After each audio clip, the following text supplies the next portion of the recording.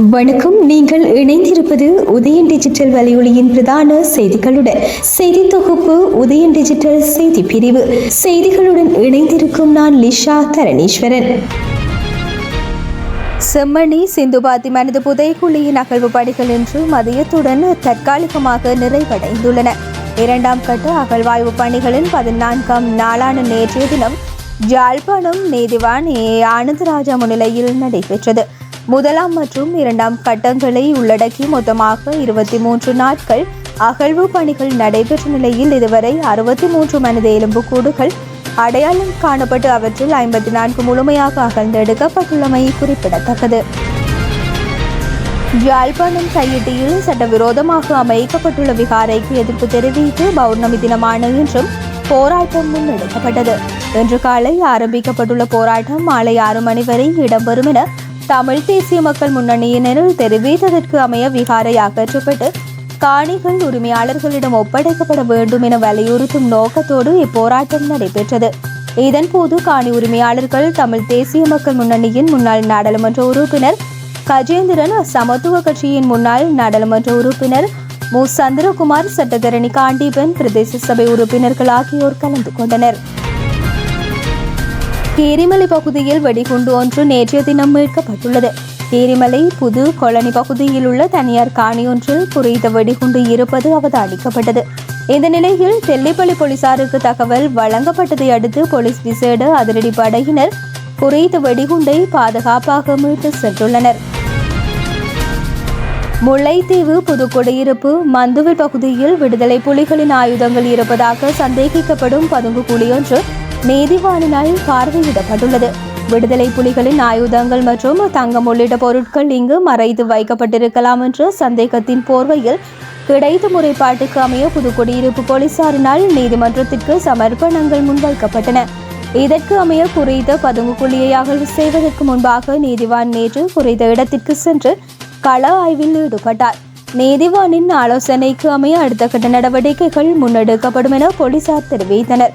இதேவேளை புதுக்குடியிருப்பு போலீசார் கிளிநொச்சி குண்டு செயலிழக்கும் பிரிவினர், விசேட அதிரடி படையினர் மற்றும் தடயவியல் அதிகாரிகள் இணைந்து பதுங்கு குழியினுள் இருக்கும் நீரினை அகற்றும் பணியில் ஈடுபட்டுள்ளமை குறிப்பிடத்தக்கது. மன்னார் நகரசபையின் தலைவர் டேனியல் வசந்தனுக்கு எதிராக நகரசபையின் முன்னாள் தலைவர் ஆண்டனி டேவிட்சன் போலீஸ் நிலையத்தில் முறைப்பாடு ஒன்றை பதிவு செய்துள்ளார். குறித்த விடயம் தொடர்பில் மேலும் தெரிய வருகையில் மன்னார் நகர சபையின் புதிய தலைவர் அண்மையில் இடம்பெற்ற ஊடக சந்திப்பு ஒன்றில் கடந்த காலங்களில் மன்னார் நகர சபையின் பண்டிகை கால கடைகள் ஒதுக்கீடு மற்றும் 5G தொழில்நுட்ப சேவையை வழங்கும் செயற்பாட்டுக்கு அனுமதி வழங்க லஞ்சம் பெற்றதாகவும் அவற்றில் ஊழல் இடம்பெற்றதாகவும் அது தொடர்பாக முறையான விசாரணைகளை மேற்கொள்ளப்பட வேண்டும் எனவும் தெரிவித்திருந்தார். குறித்த முறைப்பாட்டில் எந்தவித உண்மையும் இல்லை எனவும் பகிரங்க குத்தகை மூலம் இடம்பெற்ற விற்பனையில் எந்த ஒரு ஊழலும் இடம்பெறாத நிலையில் வேண்டும் என்றும் தங்கள் நற்பெயருக்கு களங்கம் ஏற்படுத்தும் வகையிலும் அதே நேரம் தனிப்பட்ட உள்நோக்கம் கருதி மன்னார் நகரசபை தலைவர் ஊடக சந்திப்பின் போது கருத்து தெரிவித்துள்ளதாகவும் மன்னார் போலீஸ் நிலையத்தில் மேற்படி முறைப்பாடு மேற்கொள்ளப்பட்டுள்ளது. முன்னதாக பல்வேறு அரசு குழுக்கள் குறித்த விடயம் தொடர்பில் விசாரணைகளை நடாத்திய நிலையில் இதுவரை எந்த ஒரு குற்றச்சாட்டும் ஆதாரபூர்வமாக நிரூபிக்கப்படாத நிலையில் மேலதிக விசாரணைகள் இடம்பெற்று வரும் நிலையில் குறித்த ஊடக சந்திப்பு இடம்பெற்றுள்ளது.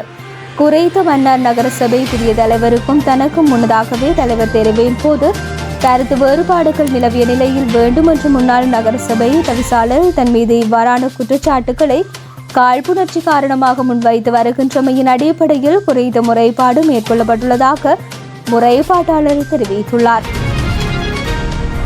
செம்மணி மற்றும் ஈஸ்டர் குண்டு தாக்குதல் போன்றவற்றுக்கு உடனடி சர்வதேச விசாரணை வேண்டும் என நாடாளுமன்ற உறுப்பினர் ராசமாணிக்கம் சாணக்கியன் நேற்றைய நாடாளுமன்ற அமர்வில் தெரிவித்துள்ளார்.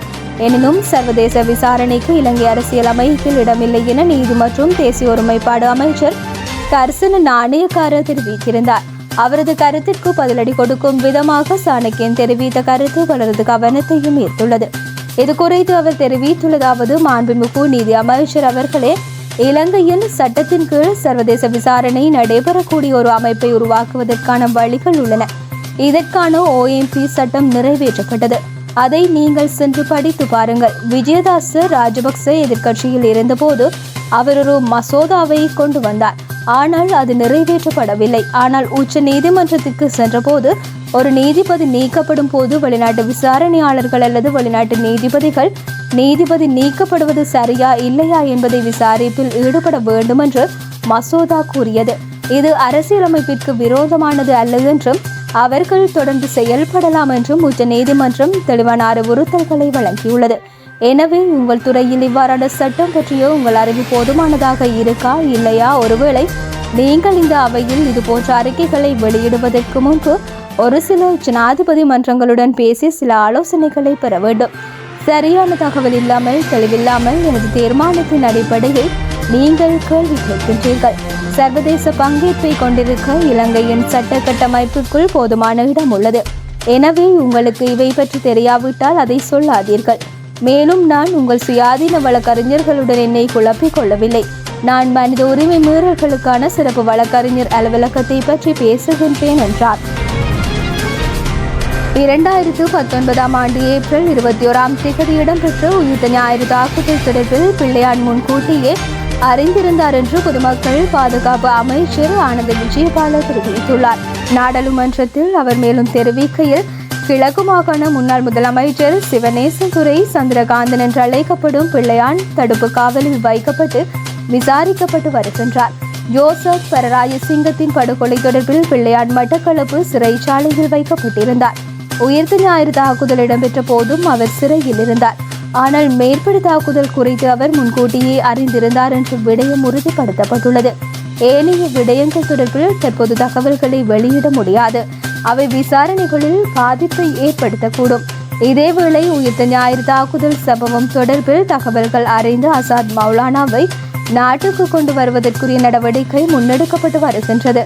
விசாரணைகள் அனைத்தும் தற்போது நல்ல நிலையில் சென்று கொண்டிருக்கின்றன என்றார். போர்க்காலத்தில் புலிகளே பெருமளவிலான தமிழ் மக்களை கொலை செய்தனர். இராணுவத்தினர் அவ்வாறான நடவடிக்கையில் ஈடுபடவில்லை என்று மொட்டு கட்சி செயலாளர் சாகர காரியவசம் தெரிவித்துள்ளார். அவர் மேலும் தெரிவிக்கையில், போர்க்காலத்தில் நீலம், திருச்செல்வம், அப்பா பிள்ளை, அமிர்தலிங்கம் போன்றவர்கள் சுட்டுக் கொல்லப்பட்டனர். அதிகளவான தமிழர்களை புலிகளே கொலை செய்தனர். எமது இராணுவம் அவ்வாறான நடவடிக்கையில் ஈடுபடவில்லை. கொழும்பில் கொலை செய்யப்பட்ட தமிழ் தலைவர்களுள் பெரும்பாலானவர்களை புலிகளே கொன்றனர். துரையப்பாவை கொன்றதும் புலிகள்தான். யாழில் புலிகளின் பயங்கரவாத நடவடிக்கையை அனுமதிக்காத சமாதானத்தை கோரிய மக்களை கொன்றதும் அவர்கள்தான். அரசியல் லாபத்துக்காக செம்மணியை பயன்படுத்தக்கூடும். ஐநா மனித உரிமைகள் ஆணையாளரின் நாடாளுமன்றம் வந்தார். இராணுவத்துக்கு எதிராக கூட்டமைப்பினர் மற்றும் அர்ச்சனா ஆகியோர் குற்றச்சாட்டுக்களை முன்வைத்தனர். நாமல் அதனை மறுத்தார். ஆளும் கட்சியினர் வாய் திறக்கவில்லை. இது தவறாகும் என்றார். இத்துடன் உதயம் டிஜிட்டல் வலையொலியின் இரவு நேர பிரதான செய்திகள் நிறைவடைகின்றன. தொடர்ந்தும் நாளை காலை நேர பிரதான செய்திகளுடன் இணைந்திருங்கள். வணக்கம்.